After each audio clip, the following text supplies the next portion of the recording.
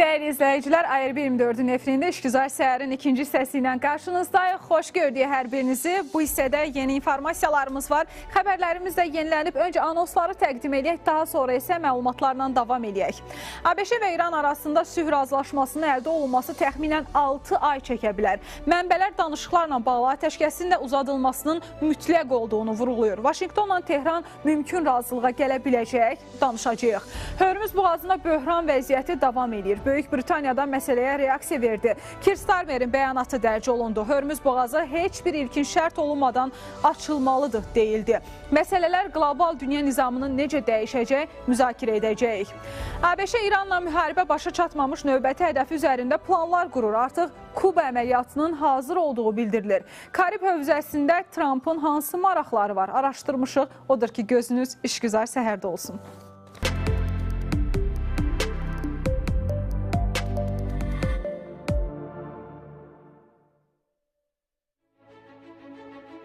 Dəyərli izləyicilər, bir daha xoş gördük hər birinizi. Elə qeyd etdiyimiz istiqamətlər bu saat üçün müzakirə məsələlərimizdə, amma öncə isə yenilənən xəbərləri diqqətinizə çatdıraq.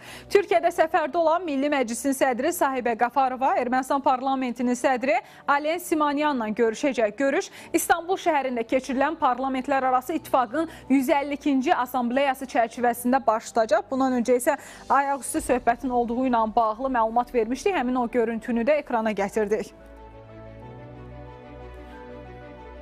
Və davam eləyək edək yaxın şərq prosesləri ilə bağlı. İran prezidenti Məsud Pezeşkan yaxın şərqdəki bütün müsəlman ölkələrini dost və qardaş kimi gördüklərini bildirib. O, ABŞ-nin regiondakı hərbi obyektlərdə endirilən zərbələrin müdafiə xarakteri daşıdığını vurğulayıb. Məlumata görə Pezeşkan bu fikirləri Pakistan Silahlı Qüvvələrinin komandanı Asim Munirlə görüşü zamanı səsləndirib.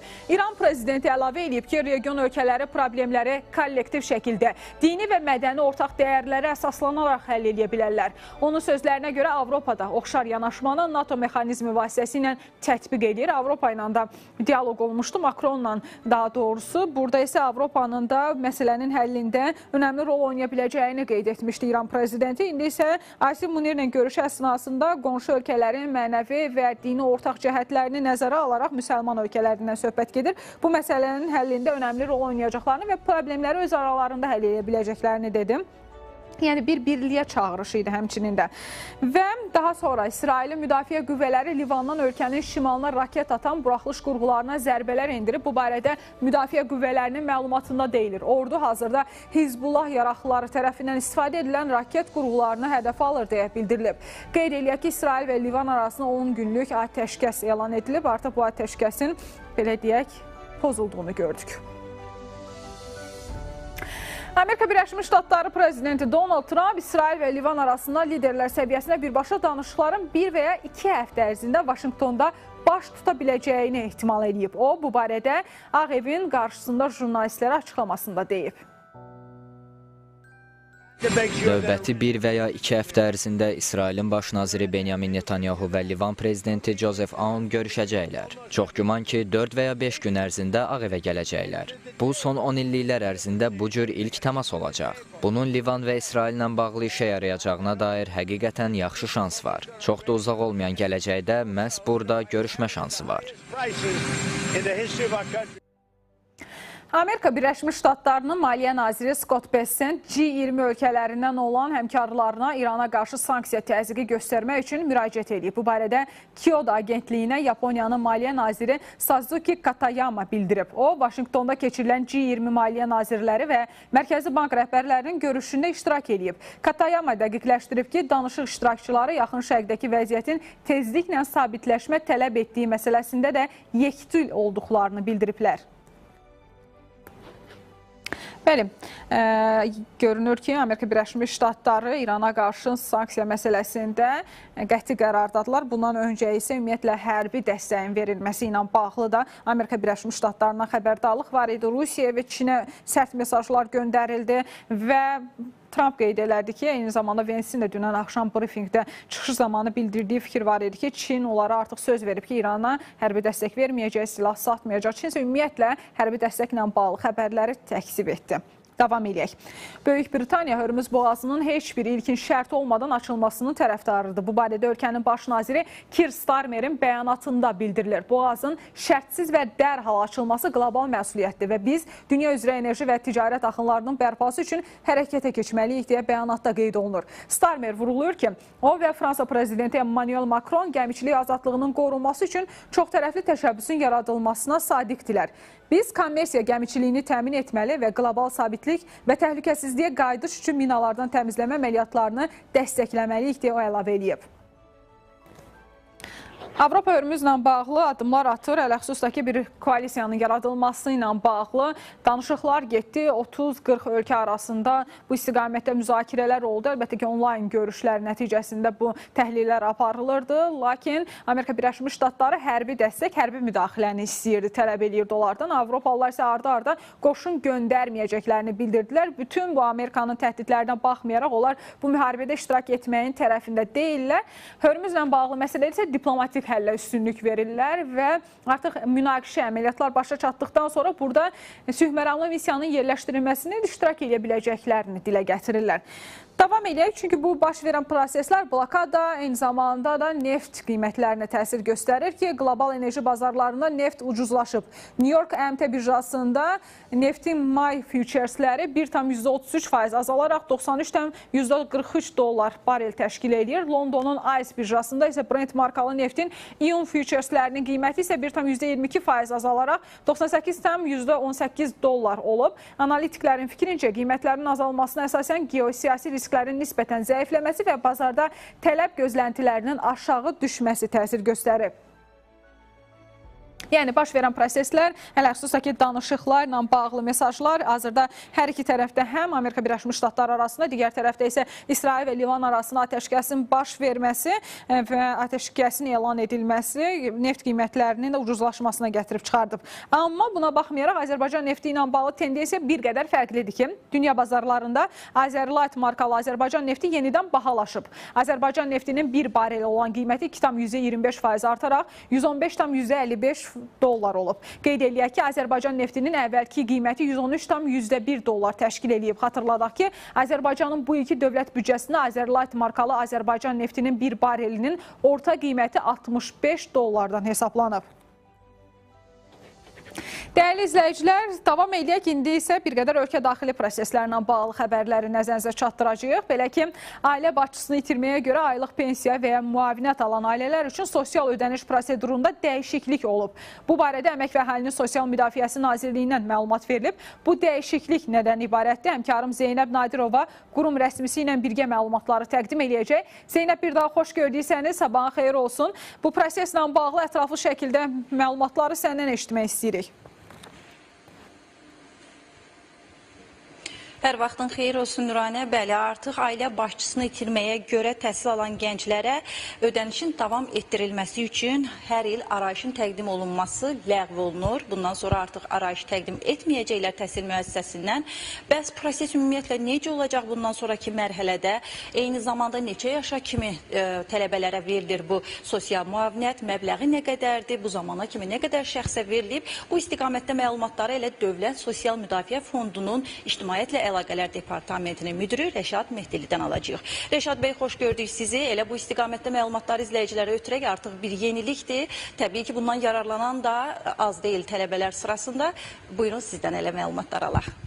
Təşəkkür edirik sizə və sizin komandanıza ki, operativ olaraq bu sahədə yenilikləri birbaşa olaraq canlı yayımdan izləyicilərinizə çatdırırsınız. Sizin də qeyd etdiyiniz kimi, bu artıq yenilikdir. Bilirsiniz, Əmək və Əhalinin Sosial Müdafiəsi Nazirliyi müxtəlif xidmətlərini uzun illərdir elektron platforma üzərindən təqdim edir və bu sırada Dövlət Sosial Müdafiə Fondunun həyata keçirdiyi islahat nəticəsində artıq, belə deyək, əyani təhsil alan və 11 mindən artıq tələbəmiz ailə başçısını itirməyə görə təyin olunan sosial ödənişləri hər hansı bir ödəniş davam etsin deyə, belə deyək, arayış təqdim etmədən fasiləsiz şəkildə alacaqlar. Bu nədir? Əvvəllər bu tələbələrimiz, yəni ailə başçısını itirməyə görə əyani şəkildə təhsil alan tələbələr hər təhsil müddəti bitdikdə, müxtəlif semestrlərdə təhsil almalarına dair arayışları oxuduqları universitetlərdən alırdılar. Yeri gəlmişkən bu yalnız ölkə daxilindən söhbət gedir və müvafiq olaraq Dövlət Sosial Müdafiə Fonduna və dost mərkəzlərinə təqdim edirdilər. bilər. Bu yenilikdən sonra, bu rəqəmsallaşmadan sonra bu cür prosedurun icra olunmasına ehtiyac qalmır və tələbələr müvafiq olaraq artıq özləri maraqlı olmalıdırlar ki, təhsil aldıqları təhsil müəssisələri onlar haqqında məlumatı elektron informasiya bazasına yeniləsin. Çünki bu məlumatlar aylıq əsasda elektron infrastruktur üzərindən emal olunur və hər hansı bir tələbənin yenidən arayış alıb ödənişini davam etdirməsi üçün müvafiq olaraq Dövlət Sosial Müdafiə Fonduna təqdim etməsinə ehtiyac qalmır. Və beləliklə bu günləri biz rəqəmsal həlləri təqdim etməklə xidmətlərimizin böyük əksəriyyətini praktik qaydada həyata keçirik, yəni vətəndaş və məmur ünsiyyəti olmadan. Bu hansı platforma üzərindən həyata keçirilir? Eyni zamanda məbləğ nədən ibarətdir? Yaş neçəyə kimidir? Bu məlumatları da verərək yekunlaşdıraq, zəhmət olun. Dövlət İmtahan Mərkəzinin müvafiq informasiya bazasında tələbənin statusu barədə məlumatlar aylıq olaraq yenilənəcək və bu yenilənmiş məlumatlar da bizə qeyd etdiyimiz kimi elektron infrastruktur üzərindən daxil olacaq. Məlumatların ödənişlərin məbləğinə gəldikdə isə ailə başçısını itirməyə görə müavinətin məbləği 140 manatdır və bu 23 yaşına dək əyani təhsil alan uşaqlar, belə deyək də, tələbələrə şamil olunur. Pensiyanın məbləği isə bilirsiniz ki, hər bir şəxsə görə dəyişir və fərqlidir. Belə olan halda konkret bir məbləğ söyləmək olmur, amma minimum pensiyadan artıq olan ödənişlər də bu elektron infrastruktur üzərindən ödənilmiş olacaq. Təşəkkür edirəm, geniş detallı məlumat verdiniz. Elə bu istiqamətdə də bu sosial yardımdan yararlanan şəxslərin də informasiyası oldu. Bəli, artıq bundan sonra müəyyən bir sənəd təqdim etməyə ehtiyac yoxdur. Yalnız təhsil aldığınız müəssisədə, bazada bu informasiyanı hər il yeniləmək lazımdır. Bunu unutmaq olmaz. Bizim çatdıracağımız Dövlət Sosial Müdafiə Fondundan Rəşad Mehdili ilə birgə məlumatımız bundan ibarət idi. Söz Nuranə sizdə. Təşəkkürlər Zeynəb və sənə və müsahibinə təşəkkür edirik məlumatlar üçün. Davam edək dəyərli izləyicilər. Belə ki, qeyri-sabit hava yollara təsissiz ötüşmədi. Bəzi ərazilər ciddi fəsadlarla üzləşib. Bunlardan biri də mühüm yollardan olan Bibi Heybət yoludur ki, sözü gedən ərazidə hərəkət tam məhdudlaşdırılmışdı. Artıq təmir işləri tam başa çatıb. Ərazidə olan əməkdaşımız Rəqsanə İbrahimzadə bizə məlumatları çatdıracaq. Rəqsanə, bir daha xoş gördük səni. Sözü gedən ərazidəki hərəkətlə bağlı bir yenilik var deyilir informasiyada. Detallar necədir? Eşidək.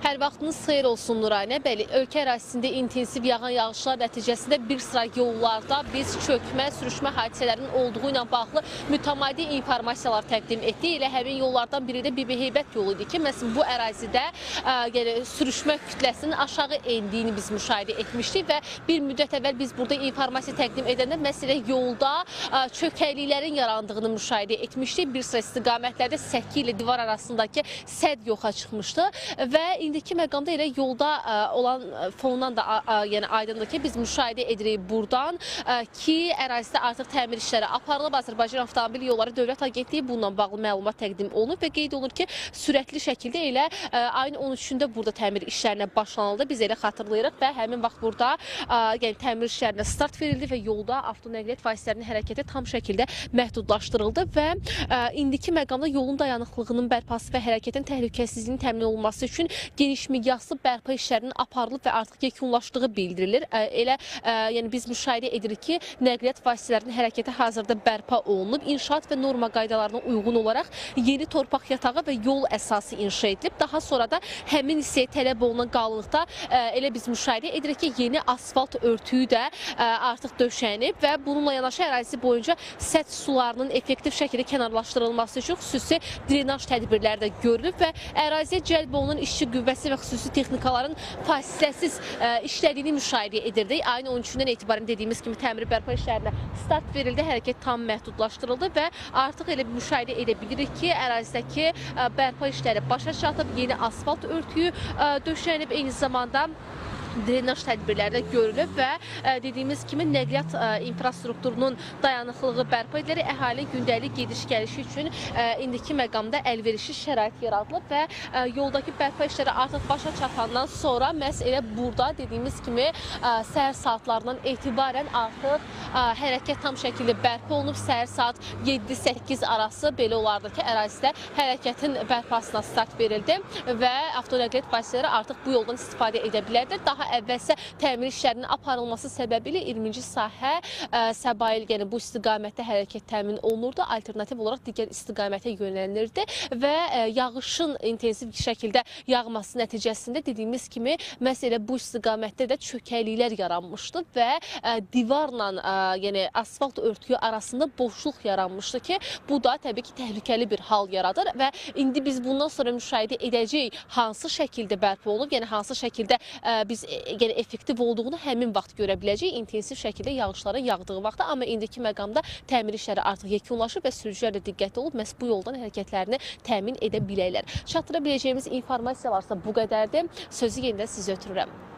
Təşəkkürlər Rəqsanə, detallı şəkildə məlumatı təqdim etdiyin üçün. Dəyərli izləyicilər, biz də davam edək başqa xəbərlərlə. Bu yerdə Donald Trumpdan diqqət çəkən bir paylaşım gəlib, onu təqdim etmək istəyirəm. Belə ki, təəssüf ki, Mer Zöhran Mamdani New Yorku məhv edir, onun heç bir şansı yoxdur deyə Donald Trump özünün Truth Social hesabında yazıb. Deyir ki, Amerika Birləşmiş Ştatları onun uğursuzluğuna töhfə verməməlidir. Vəziyyət daha da pisləşəcək. Vergi siyasəti çox səhvdir. İnsanlar qaçır, onlar yollarını tez dəyişməlidirlər deyə Trump qeyd edib. Bundan öncə Donald Trump əslində Mamdanini Ağ Evdə qarşılanmışdı və düşünürdü ki, yəni bu cür ifadə eləmişdi ki, onun rəhbərliyi ilə New Yorkda çox gözəl işlər həyata keçiriləcək və New Yorkun yaxşı mənada inkişaf eləyəcəyini dilə gətirirdi Donald Trump, amma indi isə tamamilə fərqli yöndə Mamdanini hədəf alaraq bir paylaşım elədi. İndi elə digər bir münaqişə istiqaməti olan Şərqi Avropa cəbhəsindəki proseslərlə bağlı, orada cəryan eləyən məsələlərlə bağlı xəbərlərə keçək. NATO-nun baş katibi Mark Rutte bildirib ki, Belçika Ukraynaya 1,1 milyard avro həcmində yeni hərbi yardım paketi ayırıb. O, bu barədə Çexiyaya səfəri zamanı keçirilən mətbuat konfransında açıqlama verib.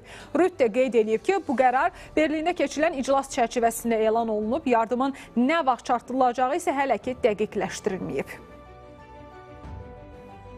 Zelenski isə Avropanın Ukraynalı qaçqınları cəbhəyə göndərməsini istəyir və bundan bağlı açıqlaması var. İzləyək.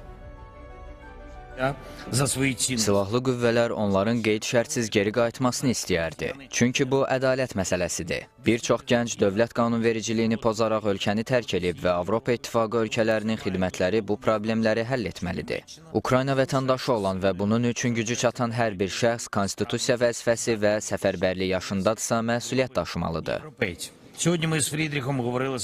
Əslində, Friedrich Merz, Almaniya kansleri bununla bağlı bir neçə ay öncə açıqlama da vermişdi ki, Ukraynalı gənclər artıq qayıtmalıdırlar və özləri, öz vətənlərinin qorumaq üçün döyüşməlidirlər demişdi.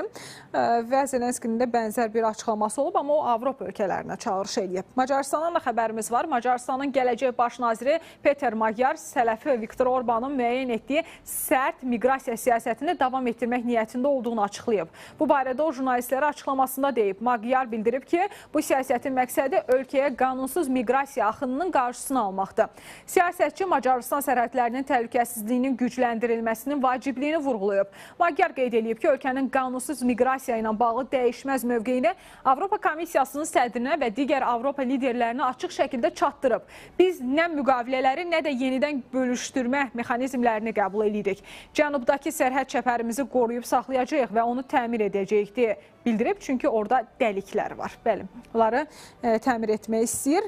Çindən də bir maraqlı açıqlama var. Çin atom elektrik stansiyalarının ümumi quraşdırılmış gücü 125 milyon kilovat təşkil edib ki, bu da ölkəyə göstərici üzrə dünya reytinqində birinci yeri tutmağa imkan verib. Bu məlumatlar Çin Nüvə Enerjisi Asosiasiyası tərəfindən hazırlanan və açıqlanan 2026-cı il üçün Çinin nüvə enerjisinin inkişafı haqqında hesabatda yer alıb. Sənəddən məlum olur ki, Çin ərazisində kommersiya istismarı rejimində atom elektrik stansiyalarının 60 enerji bloku fəaliyyət göstərir. Bundan əlavə 36 enerji bloku tikinti mərhələsindədir. Bu isə planetdə inşa edilən bütün nüvə reaktorlarının yarısından çoxunu təşkil edir.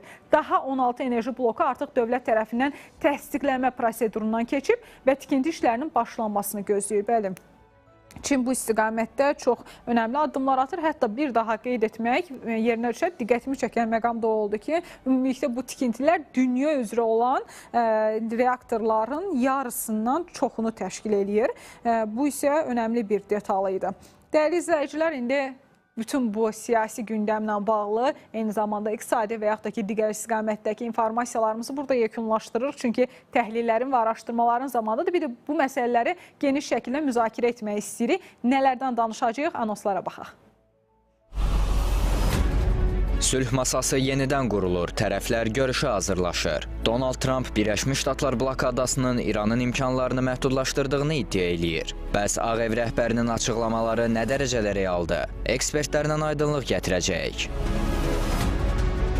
Hörmüz boğazının açılması qlobal gündəmdədir. Böyük Britaniya və Fransa yeni təşəbbüsə hazırlaşır. Keir Starmer boğazın dərhal açılmasını tələb eləyir. Bəs bu təşəbbüs təhlükəsizliyi təmin eləyə biləcəkmi? Təhlil eləyəcəyik. Atəşkəsə baxmayaraq zərbələr davam eləyir. İsrail ordusu Hizbullahın raket qurğularını vurduğunu açıqlayıb. Bu addım atəşkəsin taleyini necə dəyişəcək? Danışacağıq. Dəyərli izləyicilər, bu hissədə də yaxın şərq gərginliyi ilə bağlı təhlillərimiz olacaq. Ona görə ki, bu gərginlik dünyadakı bütün proseslərlə əlaqələndirilir. Artıq həm yaxın şərqdəki məsələlər Şərqi Avropa cəbhəsi ilə əlaqələndirilir. Digər tərəfdə Çinin burada fəal iştirakını görürük. Çin məsələsinə xüsusi olaraq bir məqamı qeyd etmək istəyirəm. Biz Çinin ümumiyyətlə dünyada baş verən proseslərlə bağlı çox da fəal diplomatik açıqlamalarla çıxış etdiyini və yaxud da ki, fəal iştirakını görmürdük. Amma bu dəfə Hörmüzdəki onun varlığı, İranla əməkdaşlığı, tərəfdaşlığı və bu ərazidən fəal şəkildə istifadə etməsi bu məsələlərlə bağlı həm blokada, həm gərginliklə əlaqəli olaraq Çinin də proseslərdə yaxından iştirakına gətirib çıxardı. Bununla əlaqəli də danışacaq, amma ələxüsus da ki, danışıqlar, yeni gələn rəsmi açıqlamalar, bunlarla bağlı təhlillərlə davam etmək istəyirik. Bu mənada studiyamızın qonağı siyasi şərhçi Talih Əliyevlə təhlillərimiz olacaq. Talih bəyi masamızın ətrafına dəvət edirik. Talih bəy, xoş gəlmişsiniz, xoş gördük sizi. Xoş gördük Nurhan xanım. Talih bəy, bir çox məqamlar var əlbəttə ki, burada diqqətimizi çəkən. Ələxüsus da istəyirəm ki, Pakistan məsələsi ilə bağlı başlayaq, daha sonra digər məsələlər də var. Nəyə görə bunu vurğulayıram? Çünki Hakan Fidanla Şahbaz Şərif arasında görüş oldu. Detallar açıqlanmasa da artıq bəllidir ki, İran ətrafındakı məsələlər təhlil edilir. Çünki buna qədər də mediada arda-arda məlumatlar tirajlanırdı ki, Türkiyə, Misir və Pakistan bu məsələ ilə bağlı önəmli təmaslar həyata keçirirlər. Ələxüsus da ki, Türkiyə və Pakistanın burada fəal iştirakını görürük. Pakistan məsələsi bir qədər göz önündədir. Türkiyə amma pərdə arxasında bu işləri həyata keçirir. İki ölkə arasında belə bir görüşün baş tutması, məsləhətləşmələr, Antalya Diplomatiya Forumundakı gözlənilən müzakirələr və görüşlər bizə nədən xəbər verir? Hətta ehtimal edilən məsələlərdən biri odur ki, Türkiyədə növbəti Amerika Birləşmiş Ştatları İran görüşünə ev sahibliyi eləyə bilər. Belə bir razılıq əldə oluna bilərmi bu günlərdə elə diplomatiya forumu çərçivəsində? Nurhan xanım, mən hesab edirəm ki, bugün Türkiyə ilə Pakistan arasında, xüsusilə İslamabad, daha doğrusu Pakistan baş naziri ilə Türkiyə Xarici İşlər Naziri arasında olan görüşü biz təkcə İran ətrafında cəryan edən hadisələr fonundan təhlil etməyimiz doğru olmazdı. Bilirsiniz ki, xüsusilə də qardaş Türkiyənin təşəbbüsü ilə elə ilk öncə həm Türkiyə, həm Pakistan, Səudiyyə Ərəbistanı və Misir Xarici İşlər Nazirinin iştirakı ilə bir görüş keçirilmişdi. Bu dörd dövlətin Müsəlman NATOsu adlı bir hərbi siyasi ittifaqının yaradılması, regional təhlükəsizlik çətirinin formalaşması istiqamətində də çox aktiv müzakirələr aparılır. Siz diqqət eləsəniz görərsiniz ki, məhz bu görüşdən öncə Pakistan baş nazirinin Səudiyyə Ərəbistanına səfəri olmuşdu və bu səfər çərçivəsində də Səudiyyə Ərəbistanı Pakistana ona vermiş olduğu hərbi dəstək müqabilində 2 milyard dollarlıq investisiya, yəni maliyyə dəstəyin verilməsinə də bağlı bir razılaşma olmuşdu. Mən düşünürəm ki, Antalya Diplomatiya Forumu çərçivəsində həm də bu dörtlüyün regional bir Müsəlman NATOsu şərti adı altında olan birliyin formalaşması istiqamətində də müzakirələr aparılacaqdır. O ki, qaldı Pakistan tərəfinin son günlər İran-Amerika müharibəsi fonunda aktiv bir rol üzərinə götürməsi. Biz diqqət eləsək görərik ki, baxmayaraq ki, Pakistan tərəfi bu proseslərdə son dərəcə fəallıq nümayiş etdirir. Yer gəlmişkən, dünənlərim ilə Pakistan Silahlı Qüvvələrinin Baş Komandanının İrana, Tehrana da səfər olmuşdu və burada faktiki bu gün İranda əsas söz sahibi olan Qalibafla keçirilən görüşlər də onu göstərir ki, bəli, sizin də qeyd etdiyiniz kimi Pakistan bugün çox intensiv şəkildə hər iki tərəflə davamlı olaraq təmaslardadır ki, bu danışıqlardan bir nəticə hasil olunsun. Amma biz hər iki tərəfin həm özləri üçün müəyyən elədiyi qırmızı cizgilər, həm də qarşı tərəfin tələblərinə münasibətdə açıqlamalarına diqqət eləyəndə görürük ki, heç bir şey dəyişməyib. Əksinə, əgər müharibə başlayana qədər, yəni 28 fevrala qədər İran tərəfi hardasa həm nüvə tədqiqatlarının davam etdirilməsi mövzusunda, həm uranı zənginləşdirməsi məsələsində belə deyək, çox ehtiyatlı açıqlamalar verirlərsə... Təbii, burada diqqətimi çəkən bir məqam var, onunla bağlı fikrinizi almaq istəyirəm. Rəcəb Tayyip Ərdoğanın 1-ci İslamabad görüşündən sonra belə bir açıqlaması oldu ki, biz gördük ki, bu görüş nəticəsiz oldu və Türkiyədə bu istiqamətdə yenidən görüşlərin, müzakirələrin davam etdirilməsi ilə bağlı danışıqlarını aparır. Və Türkiyə görünür ki, bu görüşün, İslamabad görüşünün nəticəsiz olmasından narazıdır və buna görə elə Hakan Fidan və Şahbaz Şərəf arasındakı təhlillərdə həmçinin Türkiyənin bir ideya öncüllüyü ortaya çıxa bilərmi? Yəni müəyyən təkliflər də edə bilərmi bu vasitəçilik səyləri ilə bağlı ki, Pakistana? Artıq görünür ki, Pakistan həm İran, həm də Amerika Birləşmiş Ştatları tərəfindən qəbul edilən bir vasitəçidir və onlara həmin tərəfə bir inamı da var onların, hər ikisinin. Türkiyə ilə bağlı biz gördük İranın birinci dönəmdə elə Omanla danışıqların olduğu dönəmdə yanaşmasını. Türkiyənin təşəbbüsünə aparılan razılaşmanın Omana transfer olunması. Yəni, indi Türkiyə bu məsələlərdə önə çıxdı. Yəni, bu dəfəki proseslərdə İran qəbul etsə də, etməyəsə də Türkiyə önə çıxdı. Və bu dəfə Türkiyənin sanki pərdə arxasında deyirik biz danışıqları. Yəni, pərdə arxasında biz görürük daha intensiv iştirak etdiyini. O qədər də görünmür. Gün özündə olan Pakistan olsa da Türkiyənin bir idarəsi var, bir yönləndirməsi var. Bunu bu cür qəbul etmək olarmı və necə bir fikirlər, təkliflər gedə bilər o müzakirələrin içərisindəki Pakistana vasitəçilik səyləri ilə bağlı müəyyən yönləndirmələr də edilir? Heç şübhəsiz ki, sizin də qeyd etdiyiniz kimi Türkiyənin bugün dövlətdə İslam ölkələri arasında nüfuzu, ağırlığı həm dövlət olaraq, həm Türkiyə liderinin digər müsəlman dövlət liderləri tərəfindən qəbullanması bir faktdır. Yeganə istisna eləsinə qeyd etdiyiniz kimi yalnız İran idi ki, hətta özü üçün ən vacib, ən kritik anlarda belə Türkiyənin dəstəyini bir yerə qədər qəbul edib, sonradan ondan imtina edirdi. Həm keçmiş İran prezidentinin təyyarəsinin belə deyək, qəzaya uğramasından sonra Türkiyə tərəfindən verilən dəstəyi ilə bağlı olan məlumatlar da yəqin ki, tamaşaçılarımız tərəfindən unudulmayıb. Həm də son, sizin də qeyd etdiyiniz kimi, aparılan danışıqlarda müharibədən öncəki danışıqların İstanbuldan və ya Ankaradan əvvəlcə Omana və oradan da İsveçrəyə transfer olunması onu göstərir ki, Türkiyəyə qarşı bir qısqanclıq var. Amma Türkiyə, mən deməzdim ki, Papadan artıq katoliklik edir. Yəni, İranlılardan, İran siyasi elitasından daha çox istəyir. Türkiyə fərqindədir ki, bu münaqişə İran hakimiyyətinin də elan elədiyi kimi böyük bir regional savaşa gətirib çıxara biləcəkdir və bunun qarşısını almaq istəyir. Çünki Türkiyənin istər Qətərlə olan hərbi siyasi ittifaqı, istər Səudiyyə Ərəbistanı başda olmanın digər Körfəz ərəb ölkələrindən normal və həm də dinamik inkişafda olan münasibətləri bir növ bu ölkələrin də təhlükəsizliyinin qayğılarını öz üzərinə götürmək məsuliyyəti yaradıldı. Bu baxımdan Türkiyə sizin də qeyd etdiyiniz kimi bugün münaqişənin sülh yolu ilə həlli üçün ən real vasitəçi kimi görünən Pakistanla diplomatik bağlı qapılar arxasında müxtəlif ssenarilər, müxtəlif variantları müzakirə və İran tərəfi ilə birbaşa olmasa da, amma Amerika Birləşmiş Ştatları ilə bilirsiniz ki, ən son görüş Türkiyə prezidenti ilə ABŞ prezidenti arasında da bir telefon danışığı olmuşdu.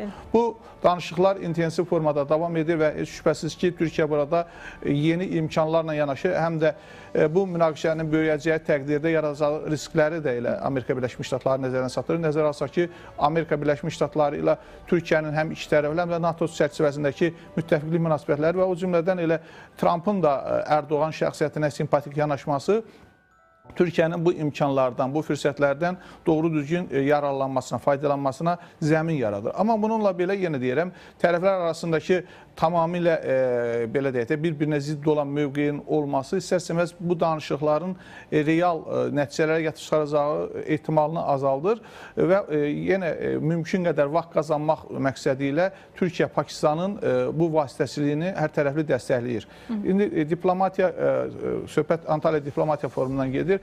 Bu görüş çərçivəsində də nə kimi yeni fürsətlər, yeni imkanlar və variantlar müzakirə olunacaqdır və tərəflərə təqdim olunacaqdır. olacaqdır.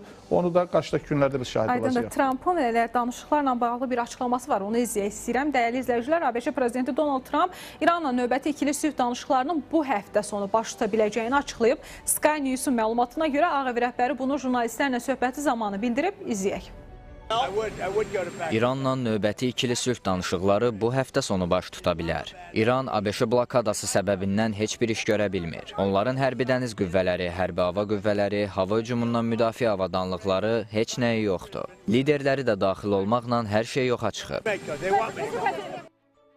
Bu həftə sonu baş verə bilər deyə bir açıqlaması oldu. Trumpın onu izlədik. Zaman məkan razılaşdırılmayıb deyilmişdi Pakistan tərəfindən. Lakin bir razılıq var ki, görüşün ikinci raundu olacaq. Əlbəttə, biz indi görüşlərlə bağlı danışırıq, harada baş tuta bilər, necə ola bilər deyə. Bu dəfə istəyirəm ki, bir qədər də nümayəndə heyəti ilə bağlı danışaq. Bundan öncəki nümayəndə heyəti İran tərəfindən bəlli idi. Qalibafın rəhbərliyi ilə Araqçı getdi, digər önəmli şəxslər. Ümumilikdə nümayəndə heyəti keçən dəfə İrandan 70-dən çox adamı idi. Amerika Birləşmiş Ştatlarından isə 300-ə yaxın nümayəndənin gəldiyi deyilirdi. Vensin başçılığı altında Jared Kushner, Witkoff və Witkoffla Araqçı arasında müəyyən bir mübahisənin də düşdüyü deyildi. Türkiyə mediasına belə bir paylaşım edildi və texniki məsələlər daha çox danışılırdı. Bu dəfə necə bir görüş olacaq? Nə düşünürsünüz? Həm keçən dəfə Pakistanlı diplomatlar otaqlarda müəyyən bir məlumat mübadiləsi apardılar. Yəni İrandan təklifləri alırdılar, Amerikaya çatdırdılar. Birbaşa qarşı-qarşıya oturmadı tərəflər. Bu dəfə bu istiqamətdə nəsə dəyişə bilərmi? Nümayəndə heyətinin tərkibində bir artım görə bilərikmi, yoxsa konkretləşdirəcəklərmi istiqamətləri? Hansı məsələ üzərində daha çox fokuslana bilərlər? Nurhan xanım, mən hesab edirəm ki, bu məsələlərdə liderlərdən belə deyək də, daha ağır ranglı, daha irəli gəlmiş liderlər İran tərəfindən bugün hələ də ortalıqda olmayan Müştəba Xamneydi, Amerika Birləşmiş Ştatları tərəfindən isə Donald Trumpdır. Yəni bu iki liderdən sonraki liderlər səviyyəsində faktiki görüş baş tutdu, amma nəticəsiz olmasının səbəbi də elə görüşdən sonra Qalibafın belə bir açıqlaması oldu ki, Amerika Birləşmiş Ştatları İranın etimadını qazana bilmədi. Evet. Yəni bu İran tərəfindən görüşlərə münasibətdir. Biz Trumpa açıqlamasına gəldisə qeyd edə bilərik ki, bir neçə gün bundan öncə Trump məhz ayın 16-sında bu görüşün baş tutacağı ilə bağlı açıqlama verdi. Ardınca jurnalistləri İslamabadı tərk etməməyə çağırdı ki, yəni görüşlər yaxın günlərdədir, siz oranı tərk eləməyin. Və sonra bir açıqlaması da gəldi ki, növbəti danışıqlar Avropada keçirilə bilər. Görünür ki, bu mərhələdə niyyət, məqsəd nədən ibarətli hələlik açıqlanmasa da, Amerika tərəfi danışıqların ikinci növbəti raundun olmasına daha çox cəhd edir. Amma İran tərəfindən biz bunun şahidi olmuruq. Məsələ, aparılan danışıqlar da, xüsusilə də Pakistan tərəfinin Silahlı Qüvvələr Komandanının Tehrana səfər etməsi də onu göstərir ki, danışıqlarda növbəti raunda inamsızlıq daha çox İran tərəfindən belə deyək də müşahidə olunur və İranı razı salmaq istəyirlər növbəti danışıqlar üçün. Amma liderlər, mən elə hesab edirəm ki, növbəti görüşdə heç bir irəliləş olmaz. Çünki bundan o tərəfə dövlətin hər iki tərəfdən zirvəsi qalır. İran tərəfindən faktiki bu gün Müştəbanın ortalıqda olmaması və Trumpın da öncədən nəticələri məlum olmayan bir görüşə getməsi də inandırıcı görünmür. Mən hesab edirəm ki, məhz o birinci raund görüşündə texniki səviyyəli məsləhətləşmələrin aparılması əslində danışıqların dalana dirənməsinin pərdələmək üçün olan bir məsələdir. Çünki texniki səviyyədə aparılan danışıqlar üçün rəhbər edici, belə deyək də, sənədlər olmalı idi, tezislər olmalı idi. Əgər liderlər belə bir çərçivə sazişi... Sənədlər orada yazıldı, biz gördük ki, sənədlər orada müəyyən edilirdi. Tərəflər bir-birinin hansı tələblərini, hansı təkliflərini müzakirə etməlidir, bu aydın deyildir. Çünki öncədən bəlli edilməmişdir. Bəli. Çünki tərəflər razılığa gəlir. Eynən Azərbaycanla Ermənistan arasında əldə olunmuş razılıq kimi ki, bundan sonra baş nazir müavinləri səviyyəsində formalaşan işçi qrupları o istiqamətdə növbəti addımlar, yəni alt səviyyəli məsələlərlə məşğul. Amma biz İslamabaddakı görüş zamanı rəhbərlik səviyyəsində belə bir razılaşmanın əldə olunmadığı formada belə bir danışıqlar getdiyini gördük. Bu da yenə deyirəm, danışıqların dalana dirilənməsi, böhranlı vəziyyətə keçməsinin göstəricisidir ki, sanki imitasiya olunsun deyə belə bir texniki görüşə ehtiyac duyulur. Amma növbəti mərhələdə çox azdır. Növbəti mərhələdə mən düşünürəm ki, yenidən bunlar zirvədən deyil, ola bilsin ki, elə texniki məsləhətləşmədən ki, tərəflər hansı məsələlərdə razılığa gələ bilər, görüşün davam etdirməsindən bağlı bu istiqamət olur. Amma Trumpın digər bir vacib açıqlaması buydu ki, ayın 19-da İran neftinə qarşı olan sanksiya bitir artırılmayacaq və 2 həftəlik atəşkəs müddəti artırılmayacaq. Bu o deməkdir ki, yenidən İrana qarşı təzyiqləri artırır və bu təzyiqlər İran tərəfindən qulaq ardı edilərsə, aktiv fazaya keçib-keçməməsi ehtimal riski də artır. Və yadımızdadır, Mersin belə bir açıqlaması olmuşdu Almaniya kanslerin ki, elə deyir, İslamabad görüşləri ona görə uğursuz oldu ki, tələm-tələsi getmişlər, hazırlıq görülməmişdi. Digər bir əsas istiqamət Livanda, İranın şərtlərinin içərisində Livan da var idi. Netanyahu'nun Livan məsələsi ilə bağlı bir açıqlaması var. Onu da izləyək. Dəyərli izləyicilər, İsrailin baş naziri Benyamin Netanyahu Livandakı mövcud vəziyyəti dəyərləndirib. Nazir atəşkəs barədə bunları deyib, izləyək.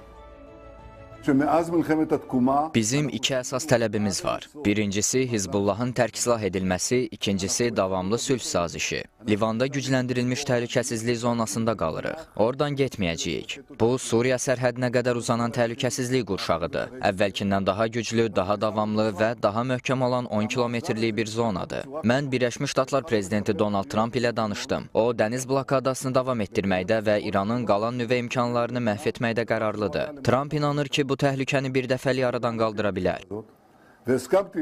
Tahir bəy, qısa bir cavab istəyəcəm sizdən. Livan da önəmli məsələdir. Əslində nə qədər də qısa danışarıq bilmirəm, amma atəşkəsi Trump elan elədi. Hətta İranın təzyiqi altında olduğunu dilə gətirdilər. Yəni heç Netanyahu ilə və Livanla razılaşdırılmadığını vurğuladılar. Nə düşünürsünüz? Ola bilərmi belə bir şey? Və indi İsrail deyir ki, biz qoşunları da çıxartmayacağıq. Bu 10 günlük atəşkəs daha qısa müddətdə pozulacaq, davam etməyəcək, bir razılıq olmayacağından mı xəbər verir İsrailin bu açıqlaması? Əslində Nurhan xanım, biz diqqət eləsək görərik ki, buradakı atəşkəs İsrail dövləti ilə Hizbullah arasında deyil, Hizbullahın da məhv olunmasından maraqlı olan Livan hökuməti arasındadır.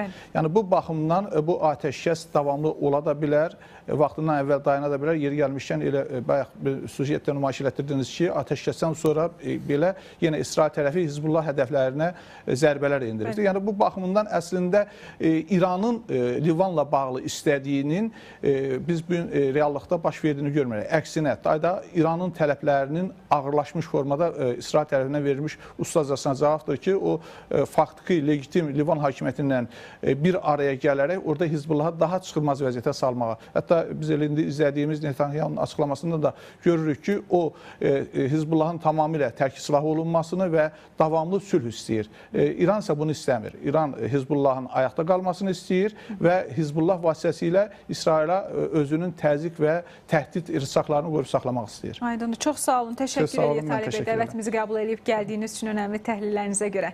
Dəyərli izləyicilər, davam edək. Əlbəttə ki, mövzu bəlli idi. Yaxın Şərq gərginliyi ilə bağlı danışırıq, amma görünür ki, Amerika Birləşmiş Ştatları burada dayanmaq istəmir. İran məsələsi həll edilməmiş, başqa bir istəkləri, başqa bir planları var. Onunla bağlı elanlar da verirlər. Nədir? Sözümüzün canı var. Bir araşdırmamız var bu istiqamətdə. Amerika Birləşmiş Ştatlarının Kuba ritorikası yenidən gərgin mərhələyə daxil olur.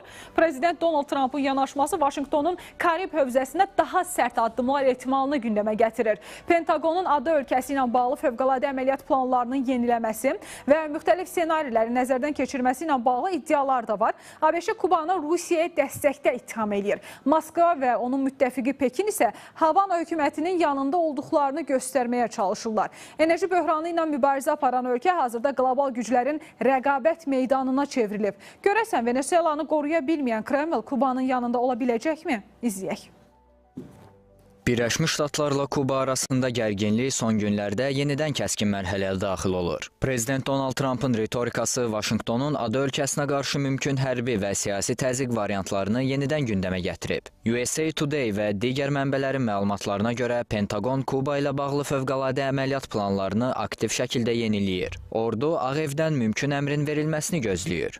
Rəsmi olaraq bu ehtiyat planlama kimi təqdim olunsa da, prosesin intensivliyi diqqət çəkir. Vaşinqtonun əsas argumentlərindən biri Kubanın Ukrayna müharibəsində Rusiyaya dəstək verməsi iddiasıdır. ABŞ Dövlət Departamentinin Konqresə təqdim etdiyi hesabatda Havana hökumətinin Rusiyaya minlərlə döyüşçü göndərdiyi bildirilir. Bu iddialar hələ tam sübut olunmasa da, ABŞ onları Kubaya qarşı təzyiq üçün bəhanə kimi istifadə eləyir. Eyni zamanda Trump administrasiyası Kubada dərinləşən enerji böhranını və Venezueladan neft axınının dayandırılmasını ölkənin zəif nöqtəsi kimi görür. Trumpın açıqlamalarında Kuba rejiminin çökmə üzrə olduğu vurğusu da diqqət çəkir. Bu ritorika Vaşinqtonun mümkün təzyiq və müdaxilə ssenarilərini istisna etmədiyini göstərir. Gedişat Kubanı ABŞ-nin İrandan sonra növbəti hədəfi mövqeyinə daşıya bilər. Trumpın ritorikası onun son həftələr və aylarda dediyi fikirlərlə təxminən eyni məzmundur. Biz hazırda Kuba rejiminin bəlkə də indiyə qədər ən zəif vəziyyətlərindən birində olduğunu görürük. Ölkə Venezuela əməliyyatı sonrası enerji böhranı içində boğulur. Ona görə də ABŞ-dən hansısa təzyiq ssenarisi müəyyən qədər mümkün görünür. Bundan belə ABŞ əvvəllər də dəfələrlə bu rejimin yaxın zamanda süqut edəcəyini proqnozlaşdırıb. Amma bu heç vaxt baş verməyib. Buna görə də məncə nəticə çıxarmaq üçün hələ gözləmək və vəziyyəti izləmək lazımdır. Birləşmiş Ştatların Kubaya yönələn sərt ritorikası fonunda Rusiya və Çin Havananın yanında yer almağa çalışır. Bu isə Qərb yarımkürəsində geosiyasi rəqabəti daha da dərinləşdirir. Moskva Kubaya enerji tədarükünü davam etdirəcəyini açıqlayaraq, ölkədəki böhranın azalmasına dəstək verir. Son aylarda 100 minlərlə barel neftin adaya göndərilməsi Rusiyanın Kubanı yalnız siyasi yox, həm də strateji tərəfdaş kimi gördüyünü göstərir. Görünür, Moskva Venezueladan sonra Amerika qitəsində daha bir müttəfiqini itirmək fikrində deyil. Çin isə Kubaya qarşı Birləşmiş Ştatların təzyiqlərini məcburi diplomatiya adlandırıb. Ölkə Havananın suverenliyini dəstəklədiyini bəyan eləyib. İddialara görə Pekinin adada enerji sektoruna investisiya planları var. Bu, Kubanın Birləşmiş Ştatlar embargosuna qarşı alternativ iqtisadi dayaq formalaşdırılmasına xidmət eləyə bilər. Proses Çinin Latın Amerikasında təsir dairəsini genişləndirmə strategiyasının bir hissəsi kimi qiymətləndirilir. Ekspertlər qeyd eləyirlər ki, bu vəziyyət Karib hövzəsini yenidən böyük güclərin qarşıdurma zonasına çevirir. Burada söhbət Qərb yarımkürəsi üzərində nəzarət və təsir uğrunda mübarizədən gedir. Biz yenidən keçmiş dövrlərə xas olan böyük güclərin rəqabətinə və sərt güc vasitəsilə təzyiq siyasətinə qaydırıq. Amerika qitəsində əsas gücün ABŞ olduğu bir reallıq mövcuddur. Eyni zamanda Kubada Çin və Rusiyaya məxsus ciddi kəşfiyyat və məlumat toplama infrastrukturlarının olduğu iddia olunur. Hər iki cəbhə bu bölgədə üstünlük və nəzarəti əlində saxlamaq istəyir və Kubaya təsirini gücləndirməyə çalışır. Moskva və Pekinin mövqeləri həm də geosiyasi mesaj xarakteri daşıyır. Tərəflər göstərməyə çalışırlar ki, Qərb yarımkürəsində ABŞ-nin tək dominant güc olması artıq mübahisəlidir. Xüsusilə Kuba kimi simvolik ölkə üzərindən aparılan bu rəqabət ənənəvi dayaqlar üzərində yeni bloklaşmanın formalaşdığını göstərir. Birləşmiş Ştatların təzyiq siyasəti, Rusiya və Çinin isə alternativ dəstək mexanizmləri regionda yumşaq qarşıdurmadan daha riskli mərhələyə keçid ehtimalını artırır. Görünür, Kuba qlobal güc balansının sınaq meydanına çevrilmə riski ilə üz-üzə qala bilər. İzləyicilər, indi isə istəyirik ki, dünya mediasının manşetlərinə diqqət yetirək. Orada hansı xəbərlər önə çıxıb və hansı məlumatlar tirajlanır?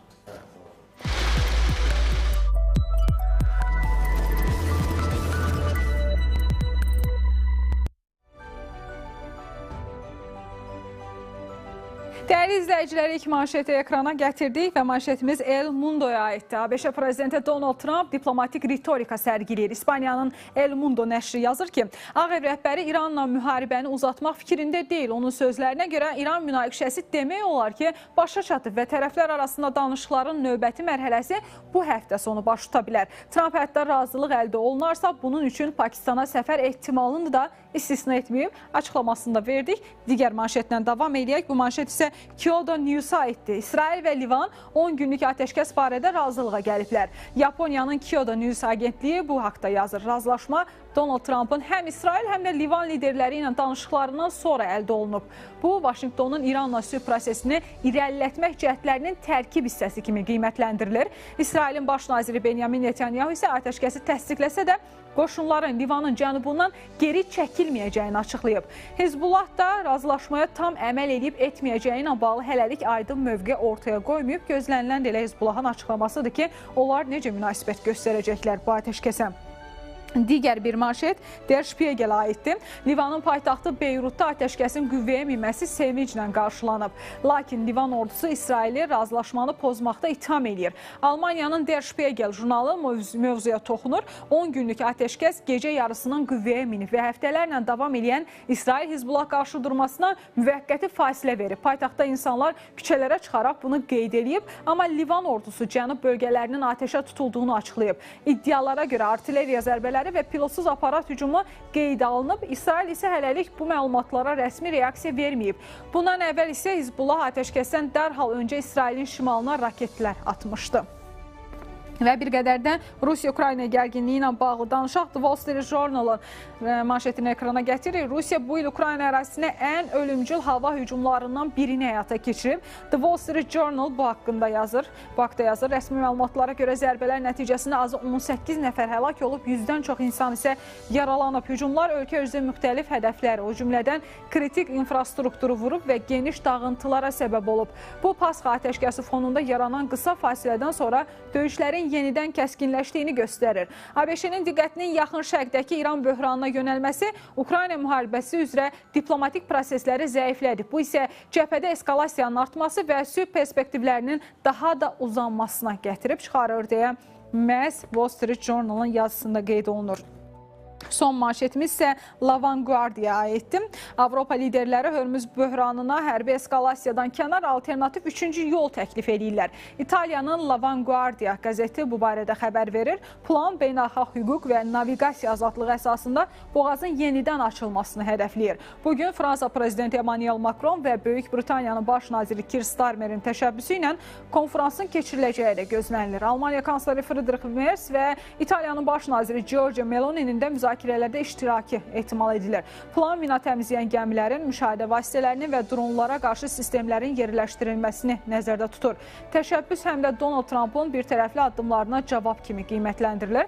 Dəyərli izləyicilər, Trump'ın eyni zamanda təhdidlərinə də cavab kimi qiymətləndirilir. Manşeti təqdim etdik, davam etmək istəyirik digər təhlillərlə. Dəyərli izləyicilər, bu yerdə isə müzakirələrimizi davam etdirəcəyik. Əsas məsələ Çinlə bağlıdır. Çini nəyə görə deyirik? Çünki Amerika Birləşmiş Ştatları Müharibə Nazirliyinin Kəşfiyyat İdarəsi müəyyən edir ki, Çin İranın hava hücumundan müdafiə potensialını əhəmiyyətli dərəcədə genişləndirə biləcək qabaqcıl radiolokasiya komplekslərini İrana verilməsi imkanını öyrənir. Bu barədə CBS News telekanalı ABŞ rəsmilərinə istinadən məlumat yayıb. Digər tərəfdən dünən ərzində biz Amerika Birləşmiş Ştatlarının blokada ilə bağlı xəbərdarlığını gördük. Orada İrana yaxınlaşan gəmilərin də anında vurula biləcəyini dedi. Çin də buna etiraz eləyir və Çinlə Amerika Birləşmiş Ştatlarında İrana hərbi yardımın göstərilməsi ilə bağlı bir mübadilə də olub və Amerika Birləşmiş Ştatlarından qeyd edilir ki, Çin bizə söz verib ki, İrana silah ötürməyəcək. Çin isə silahların ötürülməsini ümumiyyətlə təksib eləyir. Burada nə baş verir? Danışmaq istəyirik. Hazırda bizlə bağlantıda olan Milli Məclisin üzvü Rasim Musabəyevlə təhlillərimiz olacaq. Rasim bəy, xoş gördük sizi. Tamam. Rasim bəy, əsas məsələ Çinlə bağlıdır deyirik. Elə bütün dünya da bunu düşünür. Düşünürlər ki, həqiqətən əsas məsələ Çinlə əlaqəlidir. Çin indi hava hücumundan müdafiə sistemləri ilə bağlı radiolokasiya sistemlərini İrana ötürmək üçün araşdırma aparır. Hətta 3-cü ölkələr vasitəsilə İrana ötürməyi düşünür deyilir. Amerika kəşfiyyatı belə deyir yəni. Çin də bunu təksib edir. Deyir ki, biz ümumiyyətlə hərbi dəstək vermirik İrana və gəmilərin vurulması, blokada məsələləri ilə bağlı da Amerika Birləşmiş Ştatlarına qarşı açıqlamaları oldu. Ələxüsus bir də var idi Amerika Birləşmiş Ştatlarının hərbi dəstək göstərən ölkələrə xəbərdarlığı ki, sizə sanksiyalar tətbiq edəcəyi. Çin buna da narazıdır, bununla da narazılığını ifadə edir. Rasim bəy, sözümün canı nədir? Çinin ümumiyyətlə indiyə qədər hansısa bir münaqişə ilə bağlı bu qədər fəal diplomatiya yürütdüyünü biz şahidi olmamışdıq. Amma yaxın şərq gərginliyi Çini sanki dünya diplomatiyasının ortasına gətirdi, atdı. İndi baxdığımızda Çindən gələn açıqlamaları təhlil etdiyimizdə düz bir qədər hesablı şəkildə bəyanatlarla çıxış edirlər. Nələr sezilir? Baxın, yox. Çin 55% özünün neft ehtiyacların və bir 25% qaza ehtiyacı, mavi qaza yaxın şərqdən təmin edir. Və Çinin ticari dövriyyəsi həmin bölgə ilə ABŞ-ın ticari dövriyyəsindən qat-qat çoxdur. Baxın, indi Trump deyir ki, biz Körfəzdən heç nə almırıq, heç nə də satmırıq. Ay Avropa, gəlin qolunuzu çırmalayın, sizə bu daha çox aiddir. Avropalılar isə indi siz elə verilişin, yəni bizim hissəmizdən öncə deyirdiniz ki, bunlar görüşürlər, bol-bol danışırlar, ancaq ortalığa həlli heç nə çıxartmayıblar. O ki qaldı Çin, bəli, Çin gizlətmir ki, çox maraqlıdır. Yada salmaq istəyərdim ki, Çin vaxtilə Saudi Ərəbistanla İran arasında vasitəçi kimi onlarla bir müddət əvvəl barışdırmışdı elə bil ki. Ancaq indi deyir ki, silah göndərilmir İrana, ancaq hamı üçün məlumdur ki, o silahlar daha çox ya Rusiya ya Çinə məxsusdur. Sadəcə olaraq o təzə silahların İrana çatdırılması mənə o dərəcədə də inandırıcı görsənmir. Ona görə ki, silahı ələm əvvəl oraya çatdırmaq lazımdır. Onun yolu isə indi ya dənizdə bütün nəzarət ABŞ-dadır, ya da Pakistandan keçərək. Pakistandan başqa ayrı yolu yoxdur ki, İrana onu çatdırmaq üçün. Pakistan isə baxmayaraq ki, Çinlə çox yaxındır, ancaq eyni zamanda ABŞ-ı da diqqətlə onun demək olar ki, narazılıqlarına əməl edir. Bu bir tərəf. O bir tərəfdən lap indi təzə silah tutalım çatdırıldı İrana. Axı o təzə silaha gərək öyrənəsən, biləsən onu necə düzgün istifadə edəsən. Bu hamısı böyük vaxt tələb edən, birdən-birə bunu götürüb və o saat istifadə etmək çətindir. Yəni onda mümkündür ki, Çin təkcə silah göndərməsin, onu istifadə etmək üçün mütəxəssislərini də göndərsin, gedib İranda oturmaq üçün. İndi buna təbii ABŞ tərəfindən çox sərt reaksiya ola bilər. Ona görə təbii Çin İrana müəyyən dəstəkləri edir. Ancaq inanmıram ki, bilavasitə mövcud hərbi vəziyyəti dəyişdirmək iqtidarında olsunlar. Rasim bəy, digər tərəfdən də Ağ Ev prezidenti, Ağ Ev rəhbəri daha doğrusu belə bir açıqlama ilə çıxış elədi ki, Çin bizə təminat verib ki, İrana silah verməyəcək, silah satmayacaq. Görünür ki, diyaloq var aralarında İranla bağlı, yəni diyaloq var, amma İranla bağlı, İrana silah verilməsi ilə bağlı bir müzakirələr gedir. Bundan bağlı danışaq istəyirəm. Çin əgər deyirsə ki, mən ümumiyyətlə silah vermirəm, Amerika Birləşmiş Ştatları Çin arasındakı danışıqlarda belə bir təminatın verilməsi real səslənirmi? Söz növbəsində Çin də deyir ki, siz Tayvana müasir silahları verməyin.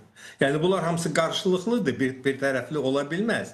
İndi nə dərəcədə onların alveri baş tutacaq mənim üçün öncədən demək çətindir. Sadəcə olaraq indi gözlənilir ki, Trump Pekinə gələcək may ayında. Yəni o səfər, vizit qabağı düşünmürəm ki, Çin maraqlı olardı ki, gərginlik münasibətdə yaradılsın. Ancaq bu məsələ də fərz edirəm ki, vizit zamanı ciddi şəkildə müzakirə olunacaq.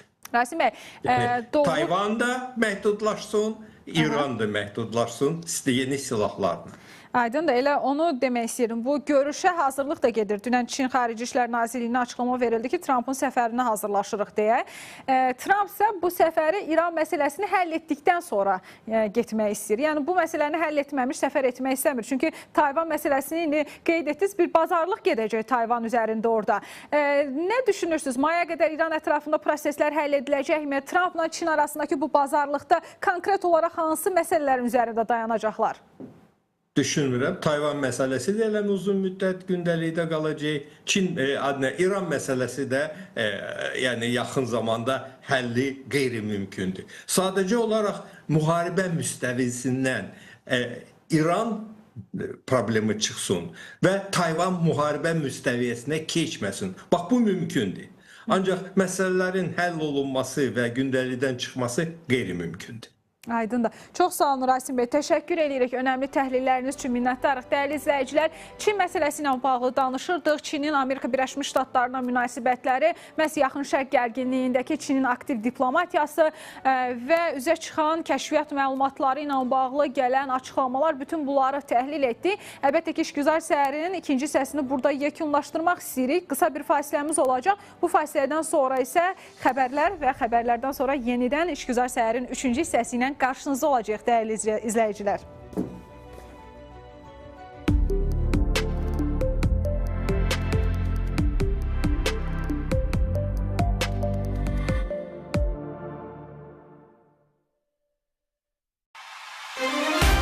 TV24-də informasiya axını dayanmır.